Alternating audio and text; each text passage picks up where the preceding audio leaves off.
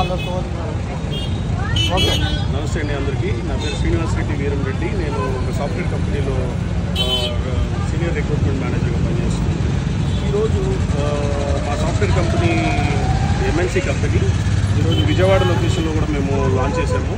ఇప్పుడు ఈ సంవత్సరం 2025 చాలా పెద్ద ఎత్తున ఎక్స్పెక్టేషన్స్తో ఉన్నాము. చాలా పెద్ద ఎత్తున ఎక్స్పాండ్ చేయాలని చెప్పేసి ఈరోజు ప్రజలందరికీ ఈ 2047 విజన్ ఏదైతే ఉందో చాలా అవసరం. ఇది ఈరోజు ఈ ప్రభుత్వాలు ఎవరైనా కావచ్చు, అది ఏ ప్రభుత్వం అయినా కావచ్చు, ఈ పాలకులు కావచ్చు, ఎవరైనా కావచ్చు, ఈరోజు ఈరోజు మనకు చాలా అవసరం ఉంది ఈ విజన్ డాక్యుమెంటేషన్ అనేది.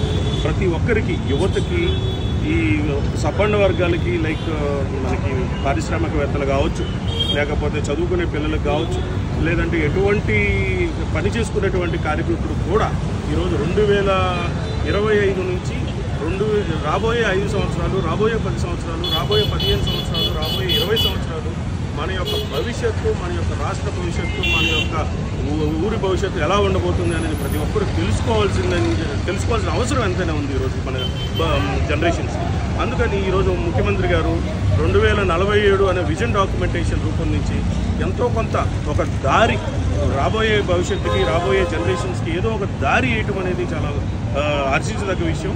మనం అందరం ఈ యొక్క దారిలో మనంతు మన ప్రయత్నం, మనవంతు మన పాత్ర పోషించుకుంటూ మనం ముందుకెళ్తూ ఉంటే ఖచ్చితంగా ఈరోజు హైదరాబాద్ను ధీటుగా, బెంగళూరుకి ధీటుగా, చెన్నైకి ధీటుగా మన అమరావతిని, మన విజయవాడని ఖచ్చితంగా మనం డెవలప్ చేసుకోవచ్చు.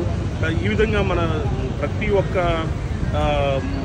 పాత్రదారుడు, ప్రతి ఒక్క చదువుకునే పిల్లోడి దగ్గర నుంచి మొదలుకొని కార్మికుడు, పారిశ్రామికవేత్తలు, ప్రతి ఒక్కరూ, ముఖ్యంగా ఈ మీడియా రంగం కూడా ఎంతో మనకి సహకరించాల్సిందిగా కోరుకుంటున్నాం. ఈ విధంగా మనం అందరం డెవలప్ కలిసిమెలిసి చేతిలో చేసుకొని ఖచ్చితంగా మనం డెవలప్ చేసుకుంటే ఈ రాష్ట్రం ఖచ్చితంగా ప్రతి ఒక్క టైర్ 1 సిటీస్కి ధీటుగా మనకి అప్రోచ్ అవుతాము. Thank you so much. ఖచ్చితంగా మనం ఈ ఇండస్ట్రీస్ కానీ ఐటీస్ కానీ మీరు అటువైపు ఉన్నారు, సో వాటికి ఈ డాక్యుమెంటరీలో ప్రోత్సాహకాలు ఎలా ఉన్నాయి, దాన్ని అమలు చేస్తే ఎలాంటి రిజల్ట్స్ వస్తాయి? ఖచ్చితంగా ఇది ఇప్పుడు ప్రతి ఒక్క పారిశ్రామికవేత్తలు కావచ్చు, స్టార్టప్ కంపెనీ ఓనర్స్ కావచ్చు, ఐటీ కంపెనీ ఓనర్స్ కావచ్చు, ఈ ఐటీ పాలసీ కోసమే వెయిట్ చేస్తున్నాము. సో ఈ ప్రోత్సాహకాలు ఎలా ఉండబోతున్నాయి, సబ్సిడీస్ ఎలా ఉండబోతున్నాయి, లేకపోతే ఈ యొక్క పాలసీస్ ఎలాగా బెనిఫిట్ చేయబోతున్నాయి ఈ పారిశ్రామికంగా డెవలప్మెంట్ కోసము, ఈ విధంగా అందరూ వెయిట్ చేస్తున్నారు. ఖచ్చితంగా జనవరి 1st వీక్ 2nd వీక్లో ఈ ఐటీ పాలసీ రాబోతుందని చెప్పేసి వింటున్నాము. ఖచ్చితంగా ఈ పాలసీస్ కనుక అంటే పవర్ సబ్సిడీ కావచ్చు, లేదంటే ఈ ల్యాండ్ అలాట్మెంట్స్ కావచ్చు, ఈ ఎస్ఈజెడ్ అలాట్మెంట్స్ కావచ్చు, ఇవన్నీ కనుక వస్తే ఖచ్చితంగా ఈ ఏరియా, ముఖ్యంగా ఆంధ్రప్రదేశ్ అనేది భారతదేశానికే ఒక టాలెంట్ హబ్ లాంటిదండి. ఎందుకంటే నేను రిక్రూట్మెంట్ మేనేజర్గా చెప్తున్నాను, విజయవాడ, గుంటూరు, ప్రకాశం జిల్లా, పశ్చిమ గోదావరి, తూర్పుగోదావరి జిల్లాలు టాలెంట్, ఇంజనీరింగ్ కాలేజెస్ కావచ్చు, అందులో ఉన్నటువంటి టాలెంట్ కావచ్చు, ఆ పిల్లల యొక్క ప్రతిభ, నైపుణ్యం కావచ్చు, ఎంతో క్వాలిటీగా ఉంటుంది రాష్ట్రం మొత్తం పోలిస్తే. ఈ విధంగా ఖచ్చితంగా ఈ టాలెంట్ని మనం ఈ లొకేషన్లో, ఈ డెవలప్మెంట్లో కనుక ఉపయోగించుకుంటే ఖచ్చితంగా మనం ఎంతో వృద్ధి చెందబోతున్నాం అనేది చెప్పకనే చెప్తుంది. ఐటీ పాలసీ కోసం అందరూ వెయిట్ చేస్తున్నారు. ఖచ్చితంగా అందులో కొంత స్టార్టప్ కంపెనీలు కూడా వెసులుబాటు ఉండాలి.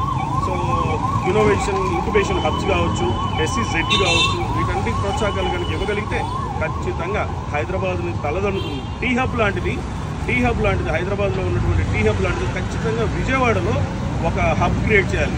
అది కనుక క్రియేట్ చేసిన రోజు ఎంతోమంది ఈ రీజియన్ నుంచే ఎన్ఆర్ఐస్ కావచ్చు, ఇండస్ట్రియలిస్టులు కావచ్చు, స్టార్టప్ కంపెనీ ఓనర్లు కావచ్చు, ఇక్కడి నుంచే ఉన్నారు.